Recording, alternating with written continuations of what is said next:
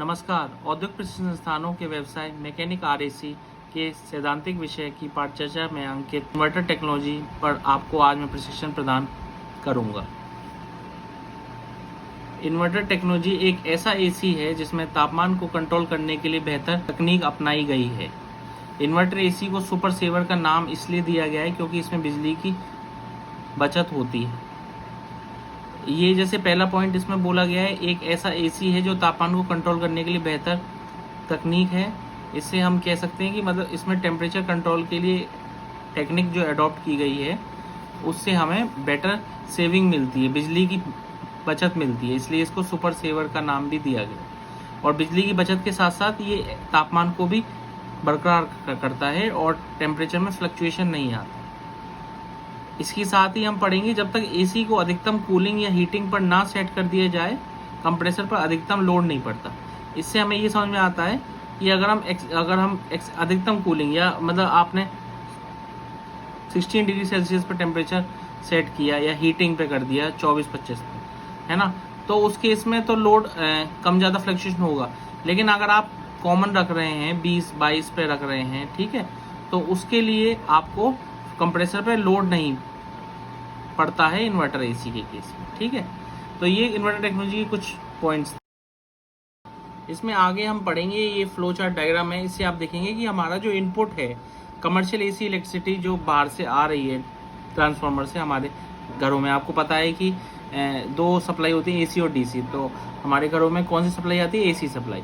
तो इसमें जो सिस्टम है इसमें क्या होता है, इनिशियली कन्वर्टर लगा होता है जिसमें से एसी सप्लाई जो इनपुट आ रही है वो डीसी में कन्वर्ट हो जाती है। एसी से डीसी कन्वर्ट जो होता है कन्वर्टर के अंदर, फिर जो डीसी सप्लाई हमें मिलेगी स्टेबलाइज डीसी वोल्टेज, वो फिर इन्वर्टर में जाता है, फिर वो एसी में कन्वर्ट होता है। इसमें डीसी से एसी कन्वर्ट हो रहा है, ठीक है। तो फिर इन्वर्टर के बाद वेरिएबल फ्रिक्वेंसी और वेरिएबल वोल्टेज की जो सप्लाई है वो मेरी कंप्रेसर में जाती है, ठीक है। तो ये आपका इन्वर्टर टेक्नोलॉजी के अंदर का जो फ्लो चार्ट है, किस तरीके से वर्किंग होती है, करंट का फ्लो होता है, कैसे कैसे कन्वर्जन होता है, ये शो किया गया है। इसमें आप आगे देखेंगे एसी मोटर जो 3 फेज की है उसका एक डायग्राम दिया हुआ है। UVW phase 1 coil, phase 1 U, V है फेज 2, W है फेज 3, ठीक है। ऐसे ही जो डीसी मोटर ब्रशलेस है उनका भी डायग्राम दिया हुआ है UVW। इसके बाद हम देखेंगे इन्वर्टर टेक्नोलॉजी की आउटलाइन 3 फेज वाइंडिंग कॉइल किस तरीके से होती है, ठीक है। इसमें RSC 3 टर्मिनल होते हैं, रन, स्टार्ट और तीसरा कॉमन टर्मिनल, ठीक है। इसमें कमर्शियल सोर्स आ रहा है जो एसी सप्लाई आ रहा है, फिर जो सिस्टम है आपका इन्वर्टर एंड कंट्रोल सर्किट, इससे जाके फिर कंप्रेसर में सप्लाई जा रही है, ठीक है। कंप्रेसर में 3 टर्मिनल है, RSC, R for run, S for start और C फॉर कॉमन, ठीक है। तो ये RSC are showed on the terminal cover. ये एक सप्लाई का एक फ्लो चार्ट डायग्राम है आपके समझने के लिए। अब हम देखते हैं benefits of inverter. Inverter technology के क्या क्या बेनिफिट्स हैं। इससे पहले मैं आपको एक चीज़ बता दूं कि हम लोगों के दिमाग में रहता है कॉमन मैन के कि इन्वर्टर एसीज का मतलब ये होता है कि आपका एसी इन्वर्टर पे करते हैं। नहीं, ऐसा बिल्कुल नहीं है कि इन्वर्टर एसी का मतलब ये नहीं होता कि इन्वर्टर जो हैं वो मतलब जो एसी हैं वो इन्वर्टर्स पे काम करते हैं, ठीक है। जैसे लाइट नहीं है वही और फिर इन्वर्टर पे वो चल रहा है। इन्वर्टर एसी बेसिकली आपका मतलब कि उनमें लोड फ्लक्चुएट नहीं होता है और वो उसमें एनर्जी सेविंग होती है, उससे संबंधित होता है, ठीक है। इसमें आगे हम पढ़ेंगे भी inverter technology non inverter AC से कैसे अंतर होता है, ठीक है। तो आप उसमें कंफ्यूज मत होना कि इन्वर्टर एसीज वो एसीज नहीं होते जो इन्वर्टर से चलते हैं, ठीक है। अब हम बेनिफिट्स ऑफ इन्वर्टर में आते हैं। इसमें हम देखेंगे कि it controls the revolution speed of the compressor with the help of electronic technology. ये क्या बोल रहा है कि मेरा इलेक्ट्रॉनिक टेक्नोलॉजी, इसमें अब मेरा इलेक्ट्रॉनिक्स ज़्यादा घुस गया, मैं आपको बताऊं, ठीक है। इलेक्ट्रॉनिक्स के इक्विपमेंट्स मेरे ज़्यादा यूज़ होते हैं इन्वर्टर टेक्नोलॉजी। आप कह सकते हैं इलेक्ट्रॉनिक टेक्नोलॉजी की मदद से हम कंप्रेसर की रिवॉल्यूशन स्पीड को कंट्रोल कर सकते हैं इन्वर्टर टेक्नोलॉजी में, ठीक है। उसी के हिसाब से रिक्वायर्ड कूलिंग और हीटिंग कैपेसिटी को ऑब्टेन कर सकते हैं। तो मेरे इन्वर्टर टेक्नोलॉजी के क्या क्या बेनिफिट हो गए? एनर्जी सेव हो रहा है। पहली बार तो मेरा बिजली की सेविंग हो रही है, ठीक है। अगर मेरे को कम लोड चाहिए तो मेरा कम लोड ही कंप्रेसर देगा, ठीक है। ऐसा नहीं है कि उतनी ही पावर मेरी, उतना ही करंट मेरा कंप्रेसर लेगा। अगर मेरे को इतना टेम्परेचर, अगर नॉमिनल टेम्परेचर सेट कर रखा है मैंने, मॉडरेट टेम्परेचर सेट कर रखा है, तो मेरा मैक्सिमम करंट नहीं लेगा, तो वो करंट भी फ्लक्चुएशन हो जाएगा, ठीक है। क्योंकि मैं कंप्रेसर की स्पीड को कंट्रोल कर पा रहा हूँ, तो मेरा करंट भी कंट्रोल हो रहा है, ठीक है। इसी तरीके से एनर्जी सेविंग हो गई। फिर हाई पावर, हम इसमें हाई पावर को अटेन कर सकते हैं। और तीसरा कंफर्टेबल, ये कंफर्टेबल, ठीक है। क्या क्या पॉइंट्स हो गए इसके? एनर्जी सेविंग, दूसरा हाई पावर, तीसरा कंफर्टेबल, ठीक है। इसके बाद हम देखेंगे इन्वर्टर और नॉन इन्वर्टर एसीज में क्या क्या अंतर होता है। पहला टॉपिक है time to reach preset temperature, कि मैंने कोई टेम्परेचर सेट किया, वो उसको कितने टाइम में वो पहुंचेगा एसी, ठीक है। तो नॉन इन्वर्टर के केस में ये ज़्यादा होता है, क्योंकि हमारी कैपेसिटी फिक्स होती है, हम कैपेसिटी को चेंज नहीं कर सकते, ठीक है। लेकिन इन्वर्टर एसीज में वो शॉर्ट होता है, क्योंकि अब मेरी कैपेसिटी बढ़ गई है, ठीक है।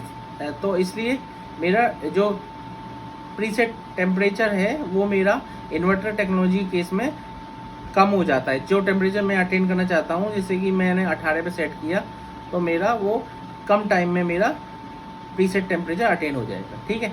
फिर कंपैरिजन में सेकंड पॉइंट है fluctuation after reaching preset temperature. अब मेरा प्रीसेट टेम्परेचर पहुंच गया, उसके बाद फ्लक्चुएशंस किस में ज़्यादा होती है? तो नॉन इन्वर्टर एसी में मेरी फ्लक्चुएशन ज़्यादा होती है स्टार्ट स्टॉप ऑपरेशंस की वजह से, ठीक है। लेकिन इन्वर्टर एसी में मेरी माइनर फ्लक्चुएशंस होती है, क्योंकि वो लोड अडेप्ट हो जाता है, ठीक है। लोड अडेप्ट होने की वजह से मेरी माइनर फ्लक्चुएशंस होती है। तीसरा पॉइंट है sudden current flow when the compressor is started, ठीक है। इसमें करंट फ्लो कितना होता है सडन, जब कंप्रेसर स्टार्ट होता है? तो नॉन इन्वर्टर की में 5 to 6 टाइम्स रेटेड वैल्यू होती है। आप देखो 18 से 20 एम्पियर तक पहुंच जाता है करंट, ठीक है। तो इसमें 5 to 6 टाइम्स हो जाता है रेटेड वैल्यूज। और इन्वर्टर में मैक्सिमम 1.5 टाइम्स होता है, क्योंकि वो ग्रेजुअल फ्रीक्वेंसी इंक्रीज रहता है एट द स्टार्ट, ठीक है। ये एक मेजर पॉइंट डिफरेंस है कि सडन करंट फ्लो मेरा नॉन इन्वर्टर एसी में 5 to 6 टाइम्स रहता है, बाकी मैक्सिमम इन्वर्टर टेक्नोलॉजी में 1.5 टाइम्स होता है, क्योंकि ग्रेजुअल फ्रीक्वेंसी इंक्रीज रहता है स्टार्ट में। फिर फोर्थ पॉइंट है low temperature range during heating, मेरा डिक्रीज इन कैपेसिटी, ठीक है। इसमें मेरा क्या होता है, अगर लो टेम्परेचर रेंज होगी मेरी हीटिंग के दौरान, तो मेरी कैपेसिटी नॉन इन्वर्टर एसीज में कम हो जाएगी कैपेसिटी, ठीक है। लेकिन इन्वर्टर एसीज में मेरी कैपेसिटी तो कम हो रही है, साथ साथ मेरा रोटेशन स्पीड भी बढ़ जाएगा, ठीक है। उसको कॉम्पनसेट कर लेगा, रोटेशन स्पीड मेरी कैपेसिटी डिक्रीज को कॉम्पनसेट कर लेता है इन्वर्टर टेक्नोलॉजी के केस में। पांचवा पॉइंट है defrosting time. Non inverter ACs में डीफ्रॉस्टिंग टाइम लॉन्ग रहता है, क्योंकि कैपेसिटी फिक्स रहती है। लेकिन इन्वर्टर एसी के केस में डीफ्रॉस्टिंग टाइम मेरा शॉर्ट रहता है, क्योंकि मेरा कैपेसिटी के अकॉर्डिंग वो मैक्सिमम मिनिमम हो जाता है, इसीलिए मेरा डीफ्रॉस्टिंग टाइम शॉर्ट रहता है। छठा पॉइंट है यूनिट कंपोजिशन, कि किस तरीके से इसके यूनिट होती है। अब नॉन इन्वर्टर एसीज में एक फ़ायदा ये है कि इसका जो कंपोजिशन है वो सिंपल रहता है, लेकिन इन्वर्टर में आपको पता है इलेक्ट्रॉनिक कंपोनेंट्स जुड़ गए हैं, तो एक्स्ट्रा पार्ट्स रिक्वायर्ड, ठीक है। तो इसका कंपोजिशन थोड़ा सा कॉम्प्लिकेटेड हो जाता है, थोड़ा सा इसका कंपोजिशन सिंपल नहीं है, कॉम्प्लिकेटेड है थोड़ा, क्योंकि मेरे इलेक्ट्रॉनिक आइटम्स भी इसमें मेरे ऐड हो गए हैं इन्वर्टर टेक्नोलॉजी में। सातवां है ट्रबल डायग्नोसिस मेंटेनेंस। तो नॉन इन्वर्टर टेक्नोलॉजी की मेंटेनेंस इजी है, और इन्वर्टर एसी क्योंकि इसमें इलेक्ट्रॉनिक कंपोनेंट जुड़ गए हैं, और इनके इलेक्ट्रॉनिक्स कंपोनेंट के रिपेयर में थोड़ा सा हाई टेक्निकलिटी यूज होती है, तो वो कॉम्प्लिकेटेड है। तो जो ये लास्ट दो पॉइंट है, ये मेरे नॉन इन्वर्टर टेक्नोलॉजी के बेटर पॉइंट्स बता रहे हैं, यूनिट कंपोजिशन और टर्न एनालिसिस। लेकिन ऊपर के जो 5 पॉइंट है, इसमें क्या बेटर बताया जा रहा है कि इन्वर्टर मेरी जो टेक्नोलॉजी है वो ज़्यादा बेटर है, ठीक। नॉन इन्वर्टर और इन्वर्टर के बारे में और हम डिफरेंसेस एक फ्लो चार्ट डायग्राम के अकॉर्डिंग देख सकते हैं। आप देखेंगे पहले इन्वर्टर केसी में क्या हो रहा है, पावर सप्लाई मेरी 50 हर्ट्ज आती है इंडिया में, ठीक है। फिर वो इन्वर्टर सर्किट से मूव हुई, फिर कंप्रेसर स्पीड मेरी फ्लक्चुएट हो रही है मैक्सिमम मिनिमम, आप देख सकते हैं 4 मीटर हैं उसके अकॉर्डिंग। फिर मेरी मैक्सिमम पावर मीट हो रही है, मिनिमम पावर मीट हो रही है, और मेरी वाइड रेंज का मेरा टेम्परेचर मिल सकता है इन्वर्टर टेक्नोलॉजी की मदद से।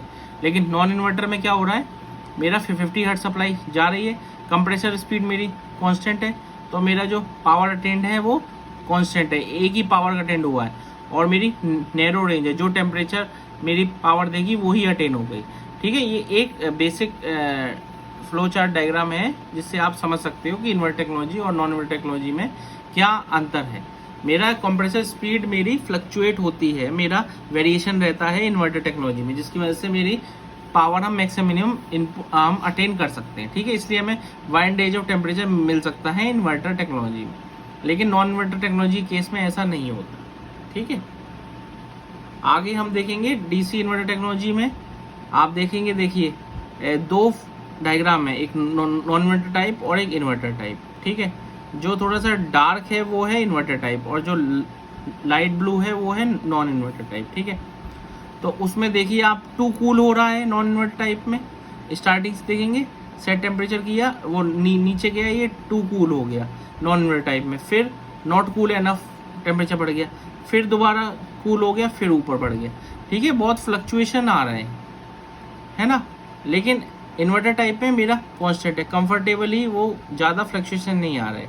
ठीक है, ना ज़्यादा कूल हो रहा है ना ज़्यादा गर्म हो रहा है। तो इसी की तरीके से मेरा इन्वर्टर टाइप का बेनिफिट है नॉन इन्वर्टर टाइप के कंपैरिजन में। ठीक है, इसके बाद फीचर और क्या क्या फीचर हैं इसमें मेरे इन्वर्टर एसीज में, आप देखेंगे। पहला एसी डीसी रेक्टिफायर सर्किट जो है, मैंने आपको बताया UVW, फेज 1, फेज 2, फेज 3।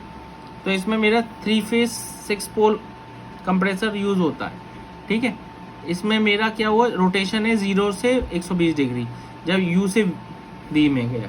ठीक है, इसके बाद लोड 1 के केस में। ठीक है, अब लोड 2 के केस में मेरा क्या हो रहा है कि 120 से 240 डिग्री में रोटेशन हो रहा है, तो ये V से W में गया, फेज 2 से फेज 3 में गया। अब लोड 3 में मेरा W से U में गया 240 से 360 डिग्री रोटेशन पे। ठीक है, तो ये बेसिकली इसमें ऐसा बताया गया है। आगे हम इसमें देखेंगे कि इन्वर्टर टेक्नोलॉजी में क्या होता है, एक माइक्रो प्रोसेसर होता है।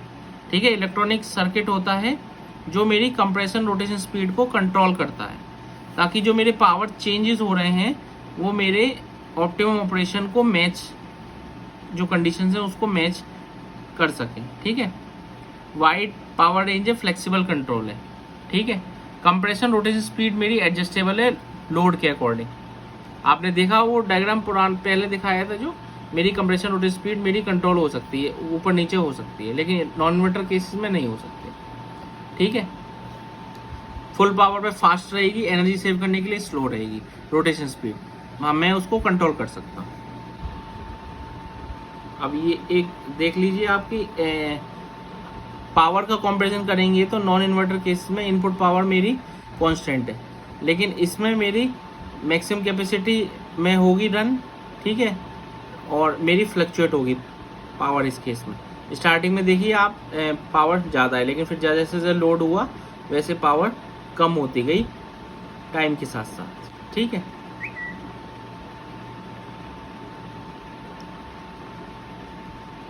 वन 1.5 टाइम्स फास्टर भी होती है इसमें। ठीक है, अब ये लास्ट है कि मेरे इन्वर्टर एसी का कैसे जो इलेक्ट्रॉनिक सर्किट है उसमें क्या क्या होता है।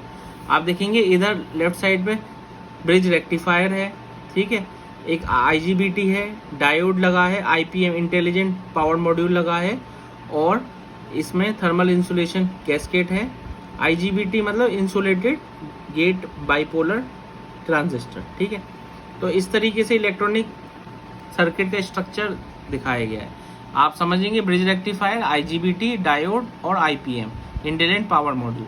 ठीक है, तो इन्वर्टर एसी के आउटलाइन मैंने आपको बता दी है आज। ठीक है, इसमें आगे हम पढ़ेंगे कि इन्वर्टर एसी किस तरीके से काम करता है, उसमें क्या क्या इलेक्ट्रॉनिक कंपोनेंट्स होते हैं। ठीक है, तो आज मैंने सैद्धांतिक विषय में आपको इन्वर्टर टेक्नोलॉजी के इंट्रोडक्शन के बारे में आपको प्रशिक्षण प्रदान किया है। आशा है कि आपको ये प्रशिक्षण भविष्य हेतु मददगार होगा। धन्यवाद।